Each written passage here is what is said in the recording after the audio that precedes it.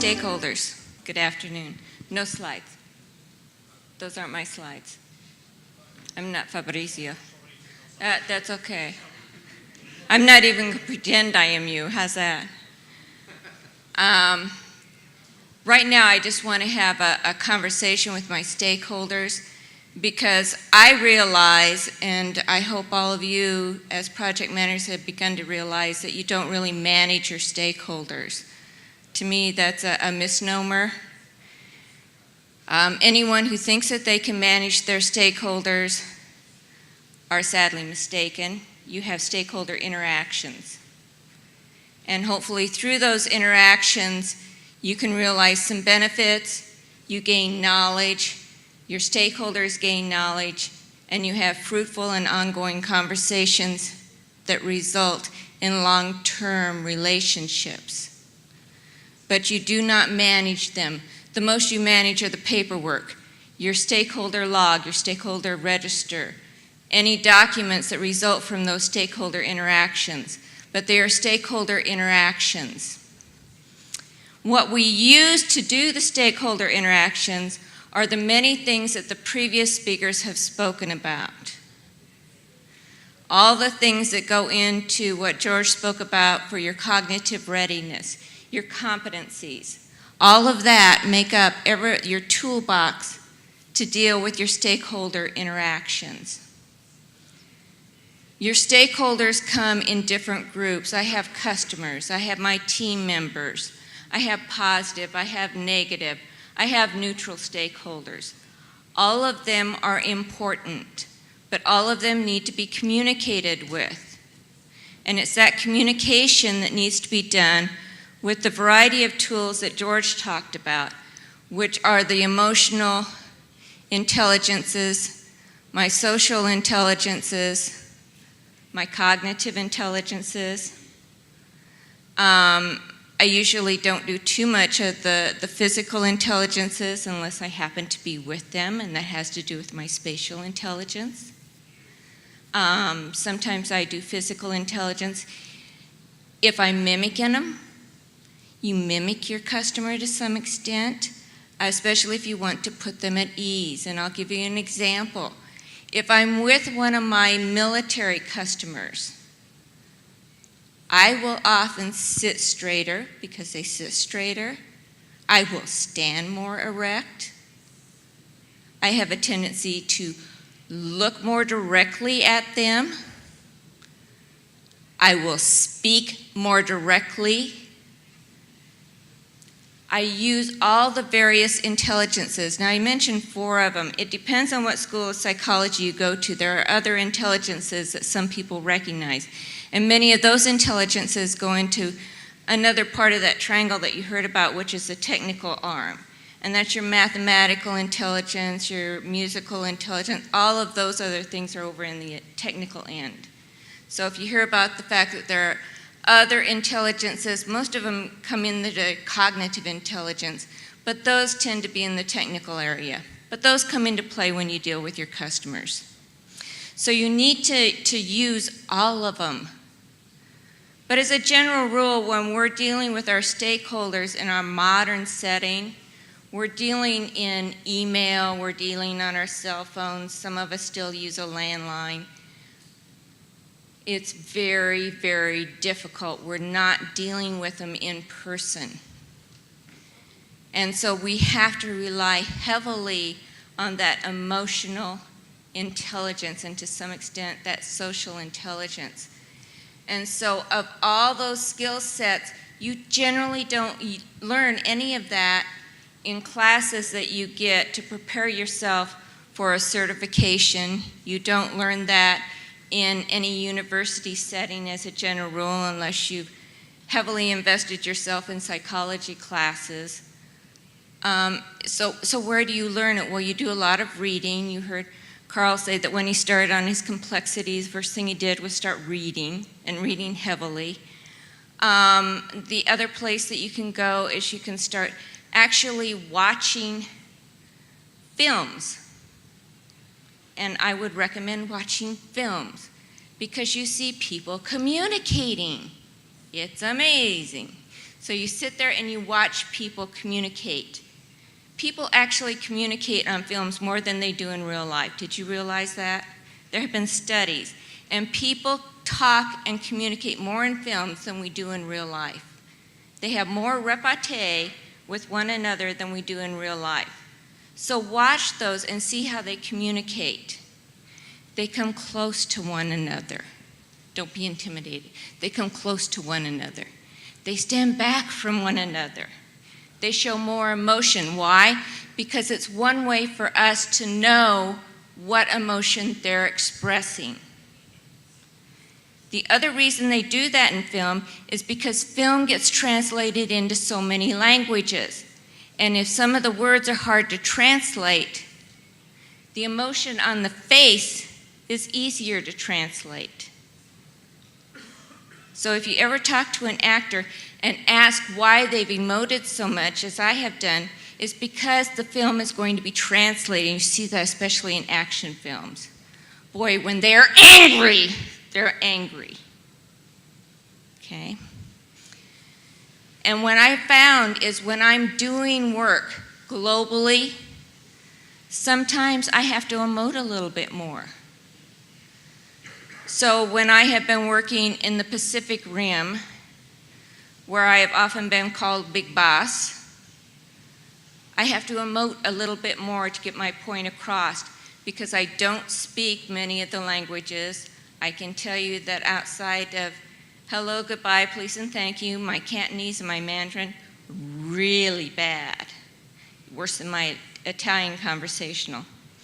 So I have to rely on emoting with my English so they understand when I'm happy, when I'm not so happy, when I'm okay with something, I have to emote just a little bit more.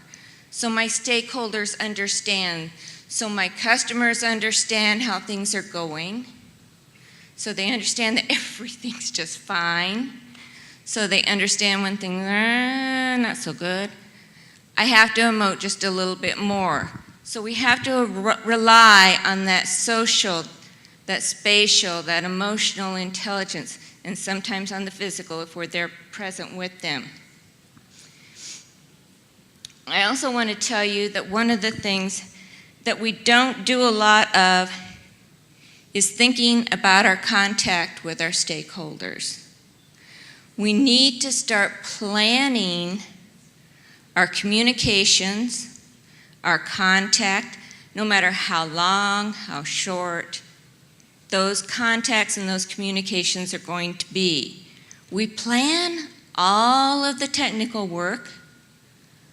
We plan everything else. We plan our meetings.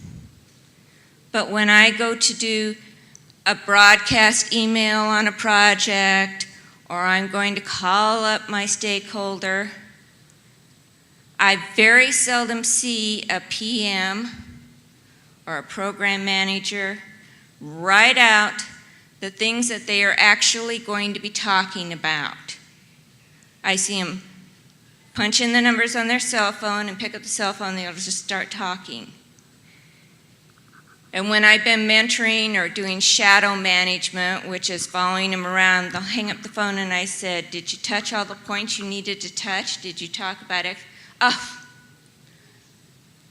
no. You didn't plan out your communication. And that's just one piece of planning. You need to plan out your total stakeholder communication. And it's for all of your stakeholders. And it's not just those that are going to be negative. I see more planning with your negative stakeholders than I do with positive stakeholders. Why? Because we always think, they're happy. They're really happy. I don't need to worry about them. Well, the problem is, just like children, happy stakeholders one day can be happy, and the next day they can be anything but happy. Why? Because they haven't been tended to. It's a little bit like that very delicate violet that's in your window, and if you don't tend to it, it becomes a very shriveled brown violet. So you have to tend to the positive stakeholders as much as you do your negative stakeholders. The next thing is to realize that you're doing all of this stuff for your stakeholders, but as a project manager, you're also gaining benefits. And one of the things that Carl talked about is the brain and how it functions. Well, one of the things that studies have shown is that when you get positive feedback or you get negative feedback, certain things happen in the brain. So he talked about the flight or fright. That's what negative feedback brings to you as a project manager. You get that negative feedback and you can go into avoidance mode with that stakeholder. So you think about talking to that stakeholder the next time and you put it off, and you put it off, okay? The thing that you have to remember about positive feedback is that you also get a reaction in the brain, and it's a chemical reaction, and it's like a good drug. And the brain goes, I want more, more. So you start seeking that positive feedback. So what we have to start working towards is making the negative into a positive.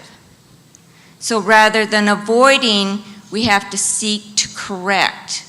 So we have to work and take our skills and our capabilities, our competencies, and apply them to fixing that negative state of affairs with our stakeholders. And it doesn't matter whether they're team members, customers, external, or other internal stakeholders. We have to quit going into that fight or flight mode. We don't want to confront, we don't want to avoid. We want to take and plan out, and the key word's plan, or project managers, plan out how to turn that into positive so we can get that reward system in our brain, that little chemical interaction that our brain likes, that little chemical feeding of the brain where we say, oh, ugh, that felt good. So that's what we want. Finally, we have to know when we handle stakeholders, who are the best people to handle stakeholders. So one of the things as a project manager you have to do is to look at your set of competencies and say, am I the best person to interact with this stakeholder? And it's really easy as a stakeholder to say, I'm the project manager, I can handle that stakeholder, and I can handle that stakeholder, and I handle that one up there, and I'm really good, I can handle that one too. But you've got a whole team. You've got somebody known as the project management team. You have a team. And they all come with skills and capabilities, and you should be turning to the team and you should be delegating. And you will benefit from that delegation because when you see them succeed, you get that positive feedback again. And the brain benefits from that. So in closing, you want to make sure that you know that what you're doing is stakeholder interactions. You're not going to manage them. They're people. You're going to manage your paperwork, but you're not going to manage the people that you're interacting with. You need to understand the various intelligences and how they come into play. And all of them come into play. You need to understand that there are differences amongst the stakeholders and how to make those work for you. You need to understand you have a team, and you need to understand the impact on you as a person, and that it's the positive that you seek and not the negative, and you can take the negative and turn it into a positive through planning. And I thank you.